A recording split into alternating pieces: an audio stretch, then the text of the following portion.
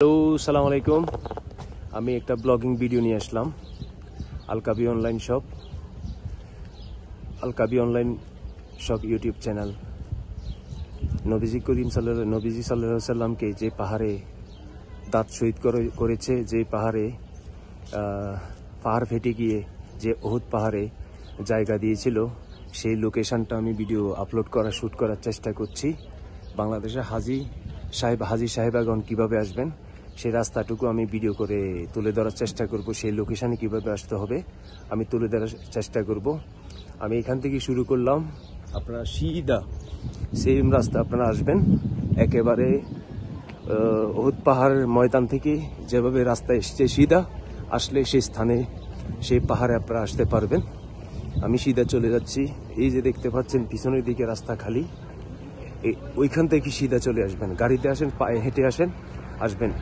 যদি আপনারা রাস্তায় এই সিধা রাস্তা ভুলে যান তাহলে আপনারা আসতে পারবেন না। আশেপাশে যে দেখতে পাচ্ছেন এটা হচ্ছে একটা মসজিদ, এটা হচ্ছে মহল্লার রাস্তা। এত হাইফাই না, এত পরিপাটি না। আপনারা আমার ভিডিও দেখা মাত্রই সাবস্ক্রাইব করবেন, পাশে থাকা বেল আইকন ক্লিক করে রাখবেন এবং লাইক করবেন, শেয়ার করবেন এবং আপনারা কমেন্ট করে জানাবেন আমার ভিডিওগুলো কেমন হয়েছে। ধন্যবাদ সবাইকে। এই সেই লোকেশন, এই লোকেশনে অ্যাড্রেস আপনারা চলে আসবেন। উহুদের ময়দান থেকে সিধা আপনারা ভিতরের দিকে যাবেন। আমি সাধ্য চেষ্টা করছি আপনাদেরকে বোঝানোর জন্য। এটা একদম সিধা রাস্তা।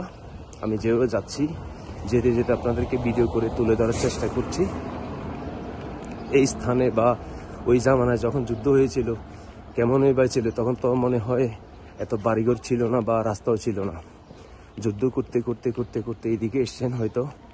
পরবর্তীতে যে কোনো একজন সাহাবার কাঁধে ভর করে যখন ওই উহুদের ময়দান থেকে নিয়ে আসছিলেন নবীজি সাল্লাল্লাহু আলাইহি সাল্লামকে, তখন পিছনে যে পাহাড় দেখতে পাচ্ছেন যেখানে দাঁত মোবারক শহীদ করেছিল, ওখানে প্রথম আশ্রয় নিয়েছিলেন নবীজি সাল্লাল্লাহু আলাইহি সাল্লাম।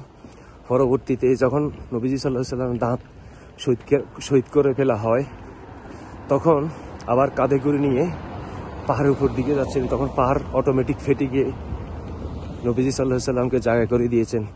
এ রাসূল, আপনি আসুন আমার স্থানে, আমি আপনাকে জায়গা করে দিলাম। সেই থেকে এই অবধি পর্যন্ত এখানে বিভিন্ন দেশ থেকে, বিভিন্ন স্থান থেকে মানুষজন বা উমরা হাজিগণ এসে থাকেন।